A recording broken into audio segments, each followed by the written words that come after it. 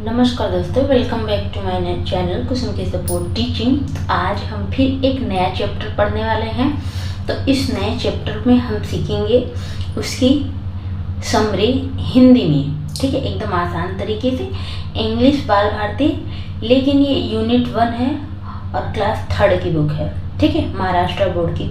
तो उसकी हम हिंदी की PDF तो नहीं दे सकते, लेकिन हाथ से लिखा हुआ पूरी हिंदी इसको दे सकते हैं। तो ठीक है, तो पहले हम चैप्टर को पढ़ेंगे, उसके बाद आपकी सुविधा के लिए, आपकी सरलता के लिए और आपको आसान बनाने के लिए इंग्लिश एकदम इजी तरीके से बताने के लिए हम लिख के भी लाए हैं। तो आपके लिए इतना मेहनत करते हैं, प्लीज़ तो आप लोग लाइक करा करें, शेयर करें और कमेंट करें, हमें सपोर्ट करें ताकि हम आपके लिए और ज़्यादा मेहनत कर सकें, ठीक है। तो चलिए हम स्टार्ट करते हैं। Rain in the night, rain मतलब होता है वर्षा, इन में, द नाइट मीन्स रात में। तो रात में वर्षा होना या रात में बारिश होना, रेन का मतलब होता है वर्षा या बारिश, ठीक है।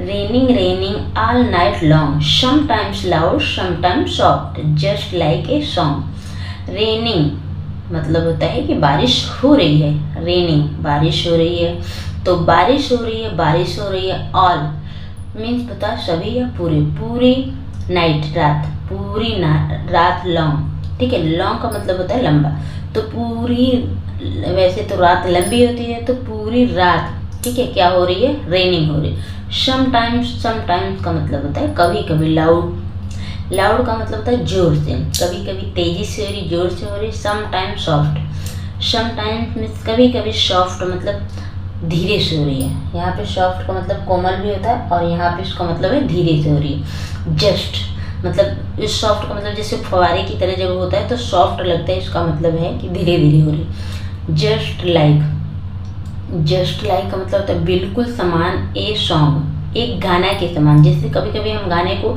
उतार चढ़ा के गाते हैं, तो जो चढ़ा के गाने वाला होता है वो लाउड होता है, और जब उसको धीरे से उतारते हैं या कम करते हैं उसकी आवाज़ को, तो वो सॉफ्ट होता है, ठीक है। उसी तरह से बारिश भी होती है, कभी लाउड कभी सॉफ्ट, ठीक है। देयर, ठीक है, देयर देयर, ठीक है, इसको पढ़ेंगे देयर, ये एपोस्ट्रोफी एल है तो इसको पढ़ेंगे देयर, ठीक है। क्या पढ़ेंगे, there be rivers in the gutters and lakes along the street, it will make our lazy gritty wash little dirty fit. देखिए स्ट्रीट और फिट ये क्या है, ये राइमिंग वर्ड्स हैं, ठीक है। तो इस तरह से लॉन्ग और सॉन्ग ये भी लाइन, देखिए एक अक्षर का चेंज हुआ है, ONG इसमें भी, ONG इसमें, पहला लेटर इसमें L है, इसमें S है, तो इसका मतलब ये कौन सा वर्ड है, राइमिंग वर्ड है। इसमें भी देखिए स्ट्रीट फिट, देखिए ना, 2-3 वर्ड्स ऐसे हैं जो लेटर हैं पीछे के वो सेम है, जो हम पढ़ रहे हैं तो अंत का जो वर्ड आ रहा है लास्ट का वो सेम होगा। देयर, और ये एपोस्ट्रोफी है, इसका मतलब होता है कि शॉर्ट फॉर्म है, 2 वर्ड का शॉर्ट फॉर्म है, 2 वर्ड को जोड़ के बनाया गया है, देयर, ठीक है। देयर, तो ये डबल L का मतलब होता है ल, तो ये देयर, और L का मतलब होता है जैसे कि जब हम कोई भी चीज़ 2 वर्ड को जब शॉर्ट फॉर्म हम जोड़ते हैं, तो एक होता है जो दिस दैट, तो वो जो सब्जेक्ट होता है वो दिस दैट वगैरह वर्ड्स होते हैं, और हेल्पिंग वर्ब को जोड़ा जाता है। तो देयर का और विल, ये जो डबल L है ये विल का शॉर्ट फॉर्म है, तो ऐसे विल WILL लिखा जाता है, तो इसका ये 2 वर्ड लेके यहाँ पे रखा गया है, और इस WI को एपोस्ट्रोफी से छुपा दिया गया है शॉर्ट फॉर्म बताने। जैसे हम हमेशा short tricks, short form, short चीज़ें खोजते रहते हैं कि हमारा जल्दी से काम कैसे, इस तरह से जल्दी से बोलने और लिखने के लिए 2 वर्ड को एक वर्ड बनाया गया है जोड़ के, और इसी को बोलते हैं शॉर्ट फॉर्म बनाया गया। तो देयर और विल, देयर विल बी, तो विल का मतलब होता है फ्यूचर टेंस है, गागी गे जिस लास्ट में आता है कि मैं कोई काम करूँगा, लेकिन यहाँ पे क्या होगा कि बी होगा विल। रिवर्स मतलब नदी, इन में द गटर, तो गटर में जो नाला होता है, गटर में क्या होंगे, नदियाँ होंगी, ठीक है। There will be river in the gutter, नदियाँ में क्या होंगी, सॉरी नाले में नदियाँ होंगी। जैसे जब बारिश होती है तो जो नाला है वो नदियाँ बन जाएंगी, क्या हो जाएंगी, नदियाँ बन जाएंगी। रिवर्स मतलब होता है नदी। And lake along the stream, and और लेक यानी कि झील, एलोंग मतलब होता है साथ साथ, द स्ट्रीट मतलब सड़कें, स्ट्रीट का मतलब सड़क या गली होता है, तो जो गलियां हैं या सड़कें हैं वो क्या हो जाएंगी, लेक हो जाएंगे, मतलब झील बन जाएंगे, झील। इट विल मेक, इट यह विल मेक मतलब बनाएंगी या मजबूर करेंगी, आवर हमारे लेजी आलसी किटी, हमारे आलसी किटी को, ठीक है, आलसी किटी को क्या बनाएंगी, वॉश मतलब धोने के लिए मजबूर करेंगे, हिज उनके लिटिल छोटे, डर्टी गंदे फीट पैरों को, उनके छोटे गंदे पैरों को धोने के लिए मजबूर करेंगी या तो उनको धोने के लिए बनाएंगी। मेक का मतलब होता है बनाना या क्या कहते हैं, मैंने बोला कि मजबूर करेंगे, ठीक है। तो आलसी जो हमारा छोटा आलसी किटी है उसको धोने के लिए मजबूर करेंगे। अब देखिए आगे की 4 लाइन और, the rose will wear diamonds like kings and queens at court, but the pansies all get muddy because they are so short. The roses, roses का मतलब होता है गुलाब, ठीक है, एक गुलाब होगा तो रोज लिखते हैं, लेकिन एक से अधिक गुलाब हैं तो यहाँ पे एक से ज़्यादा गुलाब के लिए रोजेस लिखा जाता है। रोजेस विल वियर मतलब पहनेंगी, डायमंड क्या पहनेंगी, डायमंड हीरा पहनेंगी, कौन पहनेंगी, गुलाब, गुलाब हीरा पहनेंगी। लाइक किंग, लाइक मतलब होता है के समान, किंग मतलब राजा के, एंड और क्वीन मतलब रानी, राजा और रानी के समान, एट मतलब पर, कोर्ट दरबार में, ठीक है, दरबार में राजा और रानी के समान जो रोज है वो हीरा पहनेंगी। बट लेकिन द पेंसी, जो पेंसी है मतलब छोटे छोटे जो पौधे हैं, आल सभी, गेट मडी, गेट मडी का मतलब होता है गंदे हो जाएंगे, ठीक है, गेट का मतलब होता है होना, मडी गंदे हो जाए, मडी एकदम धूलित या गंदा। बिकॉज क्योंकि, दे वे आर हैं शो इतना शॉर्ट छोटा, क्योंकि वे शो मतलब होता है बहुत, ठीक है, तो वो बहुत छोटे हैं इसलिए वो क्या हो जाएंगे, गंदे हो जाएंगे।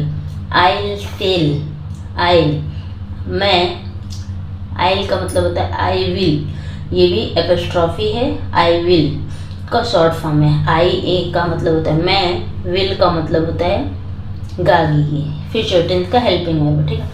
सेल, सेल मतलब यात्रा, माई मीन्स मेरा, बोट, नाव टुमारो, मैं अपनी नाव को कल सेल करूँगा, यानी कि कल मैं अपनी नाव को चलाऊँगा, तैराऊँगा, ठीक है। सेल मतलब होता है चलाना, तैराना, तो मैं कल अपनी नाव को चलाऊँगा। इन वंडरफुल, इनमें वंडरफुल मतलब अद्भुत, न्यू में नई, प्लेस मतलब स्थान पे, अद्भुत नई स्थान पे मैं कल अपनी नाव को चलाऊँगा। बट लेकिन फर्स्ट पहले, I will take my watering pot, I'll, I और डबल एल ये सेम है, तो आई और विल का दो वर्ड्स अलग है, लेकिन इसको शॉर्ट फॉर्म बना के एक वर्ड बनाया गया है, आई को छुपाया गया है, तो आई विल टेक मतलब लूँगा, माई मेरे वाटरिंग पॉट को, मैं, वाटरिंग का मतलब होता है पानी देने वाला, पॉट मतलब बर्तन, जैसे जब हम पेड़ में पानी देना इसको बोलते हैं वाटरिंग पॉट, ठीक है।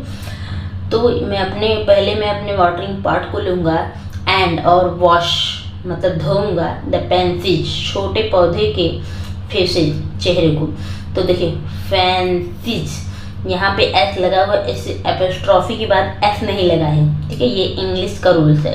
तो ये पेंसीज ये प्लूरल है इसलिए यहाँ पे एस नहीं लगा है, एपोस्ट्रॉफी लगा है, इसका मतलब होता है का, तो पौधों के चेहरे को मैं क्या करूँगा, पहले धोऊंगा, ठीक है। तो इसकी पहले ये पूरा मैंने बता दिया, लेकिन इसकी इंग्लिश हिंदी आप हमेशा के लिए लिख लें ताकि आपको याद हो जाए। रात में बारिश होना, ठीक है, बारिश हो रही है रात भर, कभी तेज कभी धीरे, बिल्कुल एक गाने की तरह।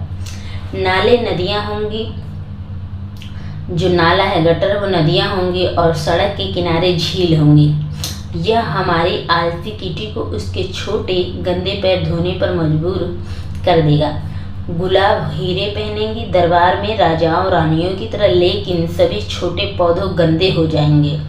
क्योंकि वे बहुत छोटे होते हैं। मैं कल अपनी नाव अद्भुत नई जगहों पर चलाऊंगा, लेकिन मैं पहले अपना पानी का बर्तन लूँगा और छोटे पौधों का चेहरा धोऊंगा।